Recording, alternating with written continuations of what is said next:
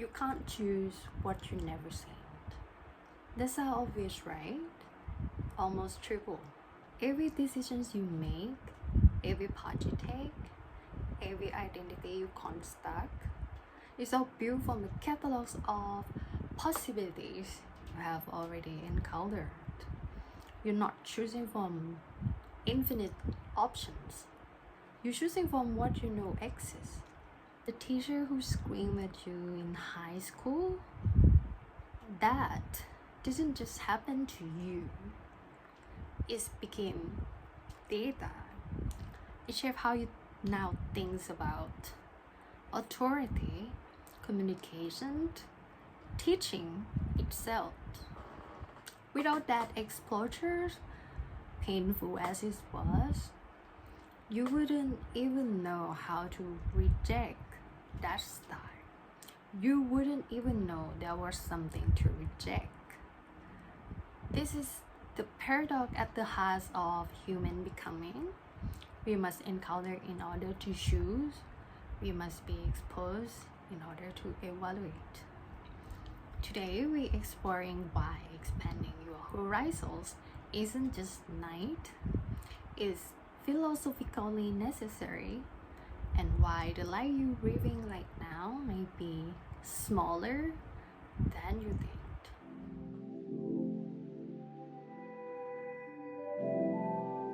Let's start with epistemology, the studies of how we know what we know. John Locke has this famous idea. The mind at birth is like a blank slate, tabula rasa. But here's what people get wrong about that metaphor. It's not about emptiness, it's about potentiality. The slate isn't blank because there's nothing there. It's blank because everything that will be there must come through experience. Think of it like this. You're born with the capacity to learn languages, but you only ever speak the ones you hear. You're born with the capacity for taste, but you can't keep foods you never encountered. Your palate, literals and metaphoricals, is built through exposures. Knowledge is always contingent on encounter. This means something profound. You cannot evaluate possibilities that don't yet exist in your frames of reference if the only authority figures you ever known are aggressive, parents who yell, teachers who humiliate, bosses who demand. Then authority is in your mind is aggressions. You don't choose that associations is the only data you have. You can't prefer refined tones of authority if you never witnessed it. You can't even imagine it as a category. This isn't about intelligence or awareness. You can be brilliant and still be limited by the boundaries of your experience. You can raise about alternative approaches. Sure, but reading about something isn't the same as encountering it in life reality. Feeling is textures, watching its success or fail in real time. The empiricist insight is brutal in its simplicity. Experience precedes understanding, and if experience precedes understanding, then understanding precedes genius choice. So, what happens when you do encounter something new? You don't just add information to a static database in your head. That's not how this works.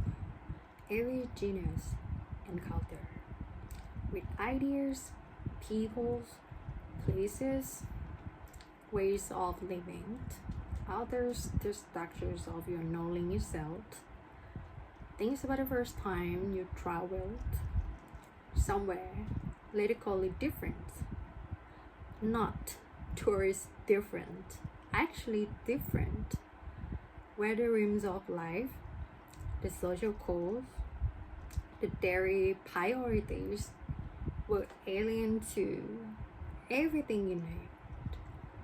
You didn't just collect facts about that place.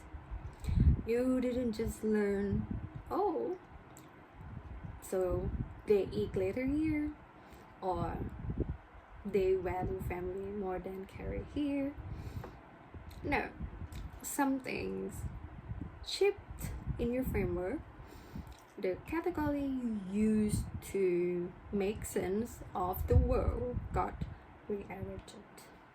Suddenly, things you thought were universal, how to greet someone, what counts as success, what make a good day, revealed themselves as local contingents chosen. You expand your epistemic horizons.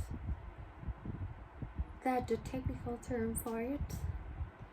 Your horizons of knowledge,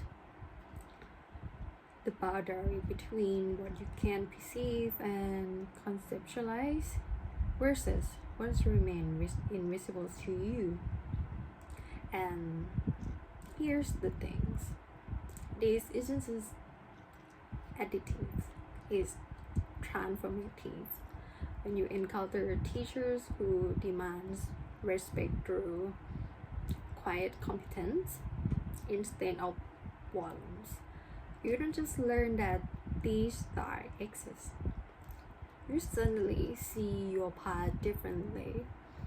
That aggressive teacher professor, now you can name what was wrong. Now you have contrast. Now you can choose. The encounter doesn't just give you data, it's unlock new modes of being that were previously inaccessible. This is what philosophers mean when they talk about growth, not as accumulations but as becoming. Let's bring in Deleuze for a moment. Deleuze had this concept, becoming, and he insists that becoming isn't about reaching at destinations. It's not like becoming some things, then you arrive and you don't. No, becoming is constant mutations through relations and intensities. You're not becoming a fixed self. You're becoming differently every time you enter a new relations, every time you encounter a new intensities. Every person you meet, every book you read, every failure you survive, every success you achieve. These aren't just events that happen to you, to a stable you who remains unchanged underneath. They constitute, they make you, they unmake you, they remake you. The existentialists understood this too. Sartre's famous line, existence precedes essence. You're not born with a fixed nature that just needs to be discovered. There is no true self hidden under layers of social conditionings waiting to be excavated. Instead, you make yourself through the choice you make and the encounters you have. But, and this is crucial, you can only make yourself from the materials available to you. If you only ever seen one way to be strong, You only have one model of strength. If you only ever seen one way to love, you only have one template for relationships. If you only ever seen one definition of success, you shade that and call it your dream. This is why exposure isn't optional, is actually necessary for genuine autonomy. Children imitate before they can discriminate. This is developmental facts. You observe the world first and effectively. Then, if you encounter enough diversities, you can begin to neglect, to say not that. Then if you keep going, you can reconstitute, to say this but modified or something else entirely. Becoming is a dialectics. Observe, negate, reconstitute. But without seeing enough, you can authentically choose. Choice requires contrast. Even after expanding, traveled, lived, learned, you can be certain you've seen the full pictures. Knowledge is partial, situated, provisional, filtered through perception, interpretations, context. The map is not the territory. Your framework isn't wrong, but is never the full story. Someone with different encounters builds a different model. So what do you do if certainty is impossible? Since total certainty is impossible, the only meaningful response is creations, not passive accumulations, not paralysis. Active constructions of frameworks and cells where there's provisionals, but choosing them anyway. You don't wait until you've seen everything. You build with what you have, you taste it, it breaks or holds, you encounter something new, you rebuild. Life is always about creation. The more you your encounters, the richer your palette.